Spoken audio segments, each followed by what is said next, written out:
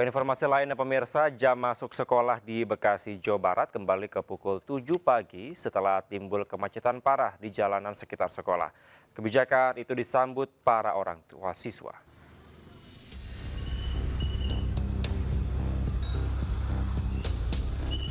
Pihak pemerintah Kota Bekasi membatalkan kebijakan jam masuk siswa sekolah pada pukul 6 waktu Indonesia Barat. Pembatalan setelah evaluasi dari dampak kebijakan yang menimbulkan kemacetan panjang.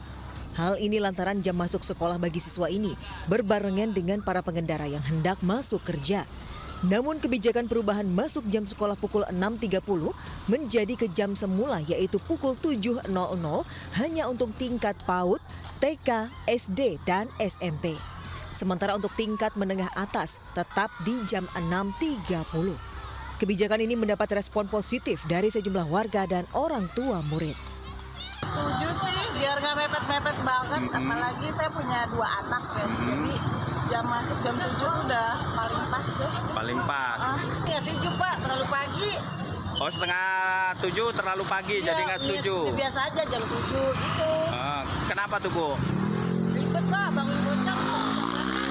Evaluasi secara faktual selama 1 minggu yang kemudian berkembang di di Kota Bekasi. Ya. Sebelumnya diketahui Gubernur Jawa Barat, Deddy Mulyadi, mengeluarkan kebijakan jam masuk sekolah bagi siswa dan siswi di seluruh Jawa Barat pada pukul 6 pagi. Kebijakan Gubernur Jawa Barat ini pun menuai pro dan kontra. Dari Bekasi, Jawa Barat, Rahmat Hidayat, iNews melaporkan. Pemirsa, polisi menangkap 2 pencuri ban mobil di Bandara Internasional Igusti Ngurah Rai, Badung, Bali, yang videonya sempat viral di media sosial. Dari hasil penyelidikan terungkap para pelaku telah mencuri ban lebih dari 1 kali karena kecanduan judi online.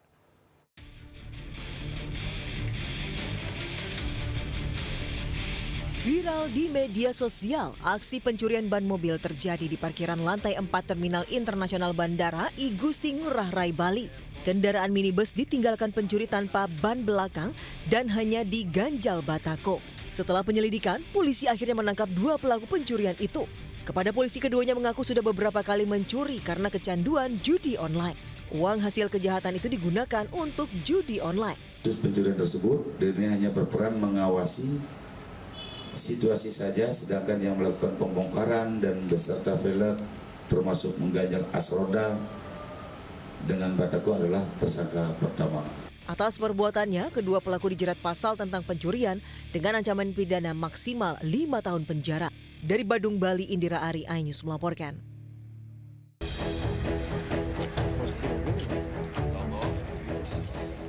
Peristiwa kecelakaan beruntun terjadi di Jalan Kolonel Masturi, Kabupaten Bandung Barat, melibatkan truk, minibus, dan sepeda motor. Terlihat kondisi truk yang terlibat kecelakaan terguling menutupi seluruh badan jalan.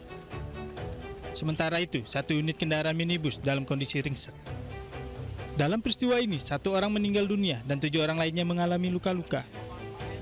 Dugaan awal, kecelakaan terjadi akibat sopir kehilangan kendali saat melewati jalanan menurun di lokasi kejadian. Truk arah dari Cisarua menuju Cimahi, dan tentunya dalam hal ini supir tidak dapat menguasai laju kendaraan dari supir box sehingga menabrak mobil R3 maupun motor roda 2. Kondisi korban pada saat ini masih penanganan medis dari rumah sakit. Seluruh korban luka dan meninggal dievakuasi ke rumah sakit di kota Cimahi. Sementara peristiwa ini kini dalam penanganan Satlantas Polres Cimahi. Dari Bandung Barat, Jawa Barat, Yuwono Wahyu, iNews melaporkan.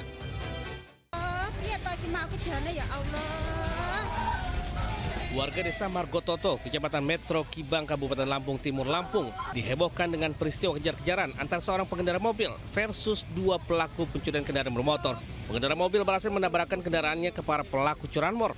Namun, 2 kios pedagang gorengan dan mie ayam turut hancur berantakan. Seorang pedagang sempat pingsan akibat peristiwa itu. Sayangnya hanya 1 pelaku yang tertangkap karena pelaku lainnya berhasil kabur. Itu dari arah selatan itu dikejar sampai ke sini. Nah, udah kejar-kejaran sampai 2 kali, dipepet itu sampai ke sinilah kenanya itu, dari arah Selatan itu dari belakang ditabraklah sama mobilnya itu. Terus nabraklah mereka ke sini ke arah gorengan sama ke ruko mie ayam. Selain mengamankan pelaku, polisi juga turut menyita barang bukti berupa 2 unit motor hasil curian, kunci letter T serta ponsel milik pelaku. Kini residivis kasus curanmor ini pun dijerat pasal tentang pencurian dengan pemberatan dan terancam hukuman penjara hingga 7 tahun. Dari Lampung Timur, Lampung, Tinus Ristanto, iNews melaporkan. Seorang pengamen ditangkap warga setelah ketahuan mencuri uang dari kotak amal sebuah masjid di Kabupaten Bogor, Jawa Barat. Sementara 2 pelaku pencurian ditangkap saat hendak jual sepeda motor hasil curian.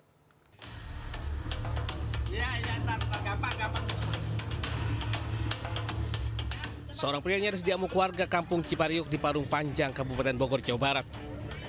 Pelaku yang diketahui bekerja sebagai pengamen ini kepergok saat membuka gembok kotak amal masjid. Modusnya, pelaku masuk masjid dan berpura-pura hendak sholat. Namun saat kondisi sepi, ia langsung beraksi. Ia berhasil membawa uang Rp50.000 dari kotak amal. Pengurus masjid yang melihat pelaku berteriak hingga warga sekitar berdatangan. Nyaris diamuk warga, pelaku akhirnya diamankan polisi yang datang ke lokasi. Namun sayang rekannya berhasil melarikan diri.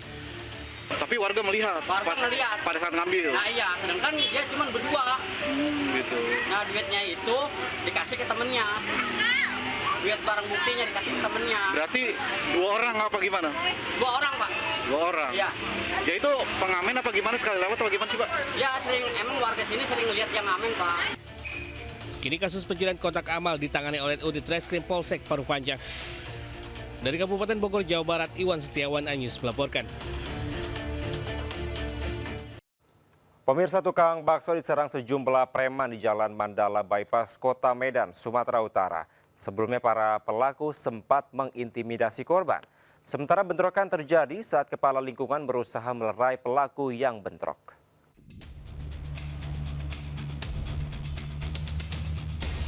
Dua orang pria menyiram karyawan kios bakso yang sedang cuci piring di Jalan Mandala Bypass, Kota Medan, Sumatera Utara. Kemudian 8 orang pelaku lain datang dan menyerang korban dengan membabi buta. Ironisnya, seorang balita turut menyaksikan penganiayaan itu hingga akhirnya trauma. Belum diketahui motif penyerangan, namun korban sudah melaporkannya ke polisi. Piring itu udah beberapa hari ini diganggu lah sama preman. Motifnya apa kita nggak tahu. Itulah terjadi penyerangan. Itu sekitar ada 4 motor. Nah itu membabi buta itu melempar langsung mukulin pakai balok. Baloknya itu sebenarnya sudah masuk kategori senjata tajam karena baloknya itu dipakuin semua sama batu-batu. Nah memang sebenarnya bukan untuk merusak benda tapi memang mengancam nyawa. Nah memang untuk melakukan percobaan kalau saya bayangkan. Selain melukai korban, aksi penganiayaan itu juga menyebabkan kerusakan kios pedagang. Korban berharap polisi segera menangkap para pelaku agar bisa diberi hukuman setimpal. Dari Medan, Sumatera Utara, Adi Palapa Harahap, iNews melaporkan.